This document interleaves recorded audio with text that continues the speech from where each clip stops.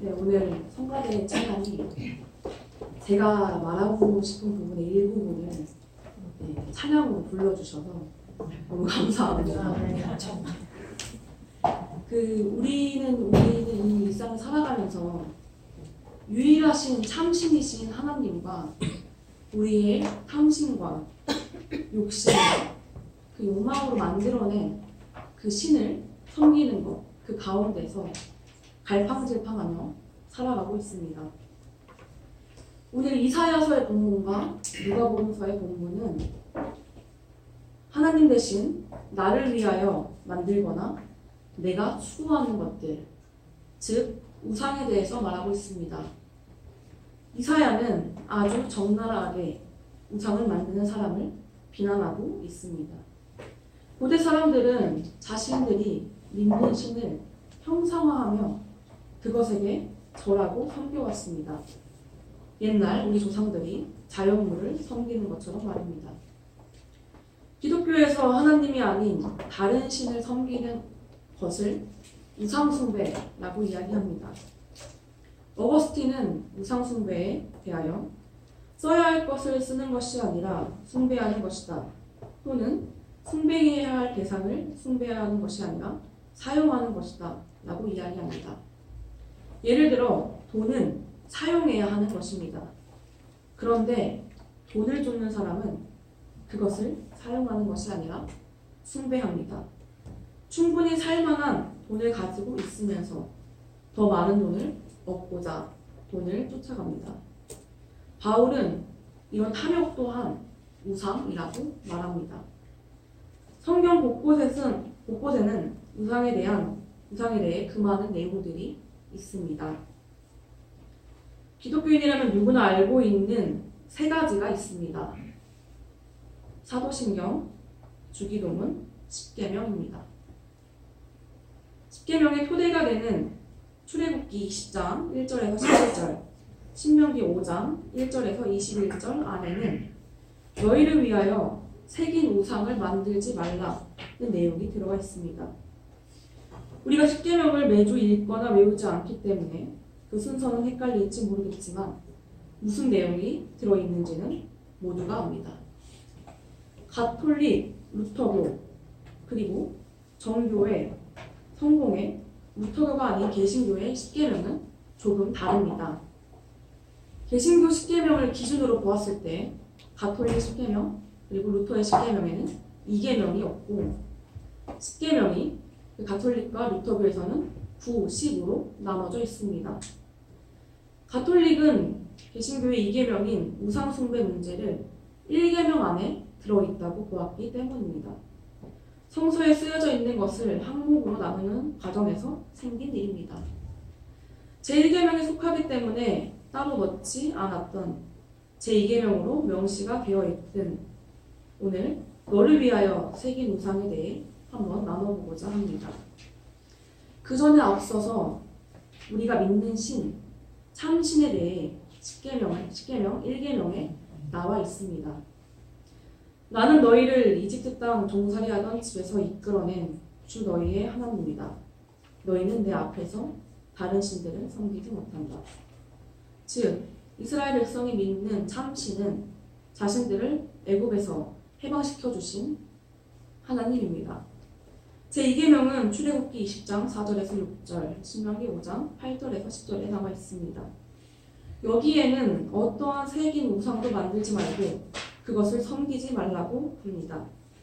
여기서 새긴 우상은 히브리어로 페셀이라고 부릅니다. 이 페셀은 나무나 철, 동으로 깎은 조각품을 말합니다. 그리고 구약성서 곳곳에선 이 페셀을 만들지 말라고 금하고 있습니다.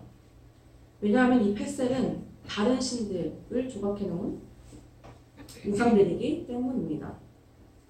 구약성서에서 페셀이 나오는 곳 중 한 곳이 바로 오늘 본문인 이사야서의 본문입니다.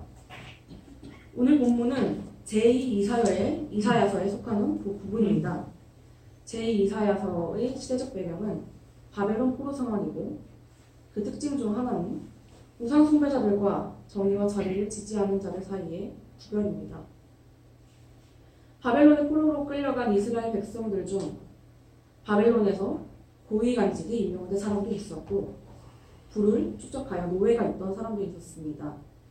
그런데 제2이사야서의 저자와 청중은 이 사람들처럼 바벨론 땅에서 바벨론 국가가 주는 평안을 누리지 않고 정결한 공동체를 강조하고 예루살렘 성전의 거룩성을 부각시켰습니다. 또한 이들은 하나님께서 택하신 땅인 이스라엘 땅으로 귀환하기를 기다렸습니다. 제2이사야서는 하나님께서 너희들을 위로하고 희망을 주는 메시지를 전달합니다. 자신들을 이집트 땅으로 해방시킨 하나님이 이제 이 포로 시기에도 해방시켜 주실 것이라는 믿음이 있었습니다. 제2이사야서의 처음 시작인 이사야서 40장 1절은 너희를 위로한다는 하나님의 말씀으로 선포됩니다. 곳곳에는 하나님만이 오직 유일한 참 하나님임을 말하고 우상은 쓸데없고 험한 것이라고 말합니다. 오늘 이사야의 본문 말씀 전인 6절을 살펴보면 하나님은 이스라엘의 왕이고 이스라엘 구원자이고 만군의 하나님이라고 말하며 나는 시작이자 끝, 나 외에 다른 신은 없다 라고 이야기합니다. 또한 두려워하지 말고 겁내지 말라고 하시며 참신인 하나님은 그것을 고백할 수 있는 사람은 그 증인이 바로 이스라엘 백성이라고 말씀하십니다. 그렇기에 우상들은 아무 쓸모가 없고 우상 숭배를 하는 자들은 자신들을 위하여 만들어낸 신을 숭배하는 어리석은 자들이고 눈이 먼 자들이고 나중에 수치를 당하는 자들이라고 말하는 것입니다. 왜냐하면 우상을 만들었던 그 신상은 그 재료가 대부분 나무였습니다. 나무들은 숲에서 자연의 힘으로 하늘에서 내린 비를 통해 자라는 것이지 사람이 키운 것이 아닙니다. 또한 숲에서 가져온 나무를 반을 잘라서 불을 피워 음식을 만들고 그 불로 몸을 따뜻하게 하고 남은 나무 토막을 깎아 그 신상을 만들기 때문입니다. 일상생활에 사용하는 동일한 나무를 가지고 신상을 만듭니다. 그리고 자신이 만든 그 신상 앞에 나의 신이여 나를 구원하옵소서 하고 빕니다. 참으로 어리석은 모습입니다. 18절에서 20절에는 우상숭배를 하는 사람들이 우상숭배를 하고 있다는 것을 왜 알지 못하는지 말합니다. 그들은 눈이 가려져 볼 수 없었고 마음이 어두워져서 깨달을 수 없기 때문입니다. 스스로의 어리석은 마음에 사로잡혀서 손에 쥐고 있는 우상이 참신이 아닌 자신들이 만들어서 섬기는 만들어낸 신이라는 것을 깨닫지 못했기 때문입니다. 이스라엘 백성에게 유일하신 신은 하나님 한 분뿐이고 여호와라 불리는 이 신은 형상이 있기를 끊임없이 부인하는 신입니다. 그렇기에 십계명에서는 새긴 우상을 만들지 말라고 말씀하신 것 같습니다. 다른 신들을 섬기는 사람은 다 형상이 있고 그 상에게 절을 하고 섬기지만 하나님은 형상보다 말씀으로 이스라엘 백성들에게 나타납니다.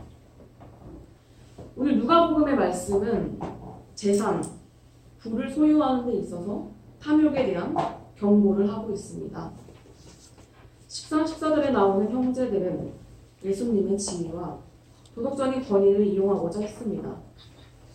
예수님에게 부탁을 드린 사람은 아마 동생인 것 같습니다.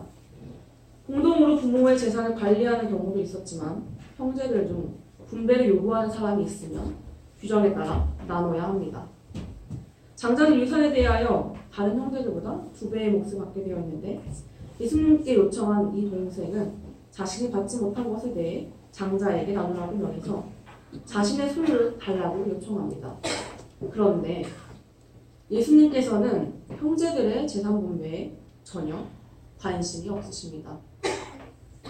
예수님께서는 탐욕을 멀리하는 것에 관심이 있으셨던 것 같습니다.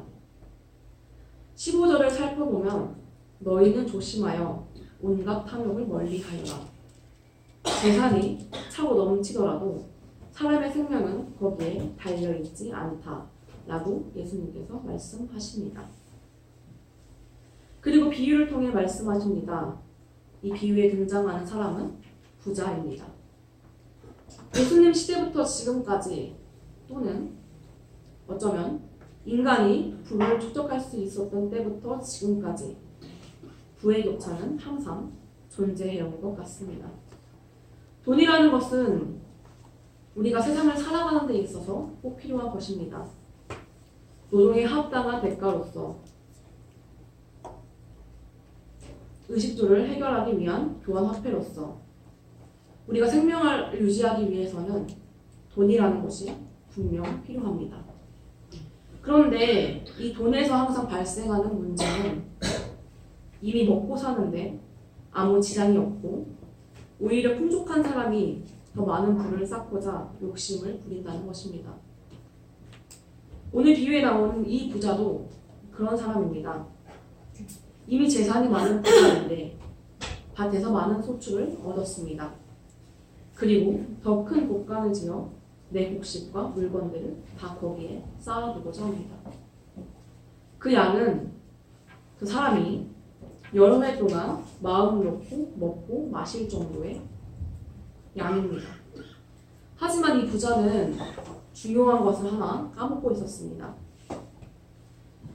자신의 생명은 하나님으로부터 받은 것이기 때문에 하나님께서는 그 생명을 다시 반환하실 수 있습니다.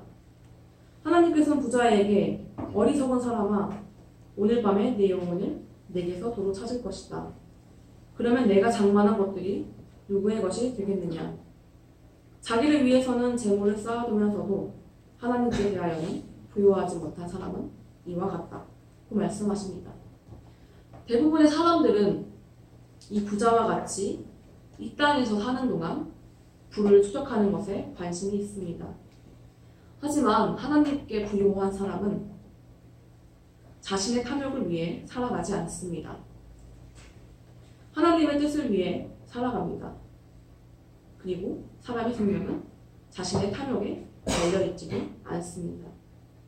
그런데 우리는 나의 생명은 내일 항상 있을 것처럼 생각하고 자신의 생명보다 탐욕을 더 쫓습니다. 오늘 누가복음의 말씀은 우리는 하나님께 부요한 사람이 되어야 한다고 말합니다. 하나님께 부요한 사람이 되는 방법은 이미 예수님께서 가르쳐 주셨습니다.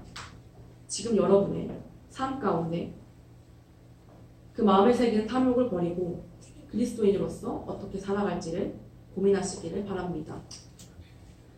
이사야서와 누가복음서의 말씀은 둘 다 나를 위한 사람의 탐욕이 들어가 있습니다.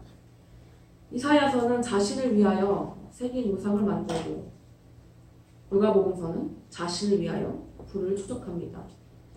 우리에게는 참신 하나님이 계시지만 우리의 탐욕은 신을 만들고 우리는 그 만들어진 신을 섬깁니다. 우리가 쫓아가는 것들이 무슨 신까지 되겠어? 라고 생각하시겠지만 만들어진 신은 생각보다 힘이 강력합니다. 왜냐하면 그것들은 우리에게 풍요를 가져다 주기 때문입니다. 불을 거절하는 것은 매우 어려운 일이고 나도 모르는 사이에 그 불을 쫓아가며 살아가고 있습니다. 만들어진 신에는 어떤 것이 있을까요?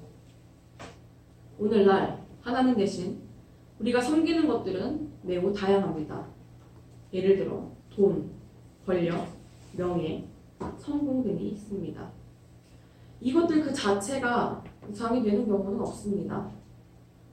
우상이 되는 것은 내가 그것을 탐하고 그것을 통해 남보다 더 잘났다는 그 사람보다 더 위에 있고 싶은 욕심 때문에 우상이 되어버리고 어느 순간 나도 모르게 쫓아가고 있는 것이 하나님이 아닌 내가 만들어낸 신이 되어버립니다.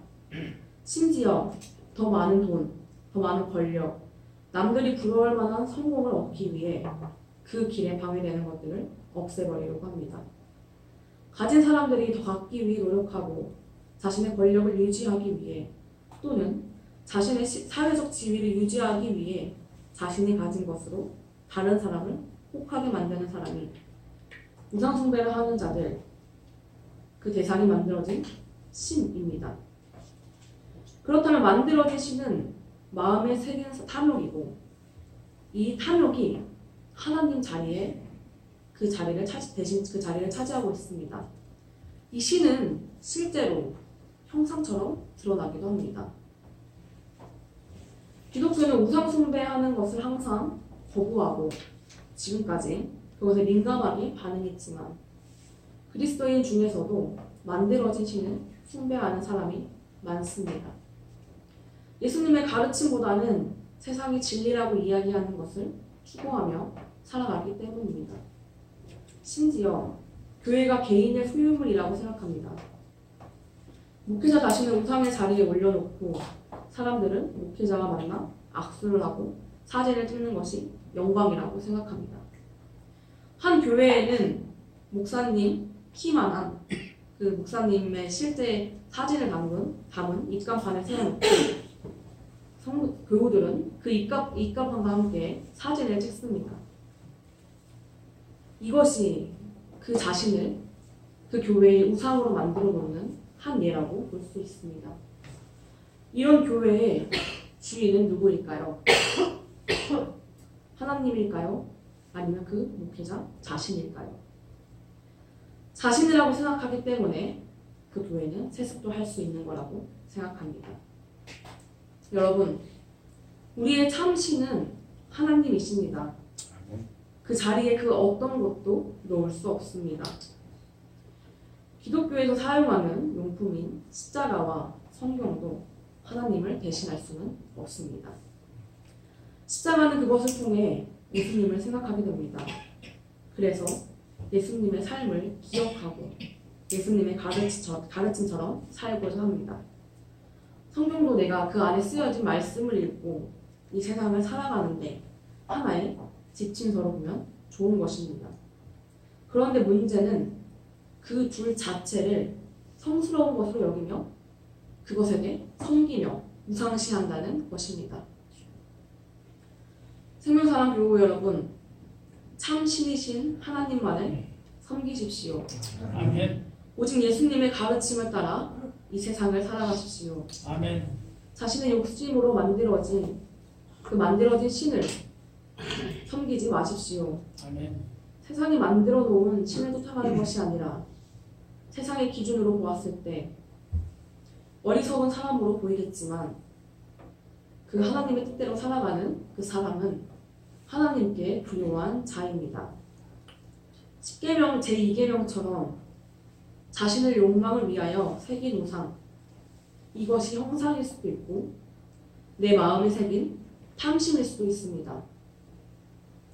그것들을 만들지 말고 그것들을 탐하지 말고 예수님께서 가장 으뜸가는 법이라 말씀하셨던 하나님과 이웃을 사랑하며 이 세상을 살아가시기를 바랍니다. 아멘. 기도하겠습니다.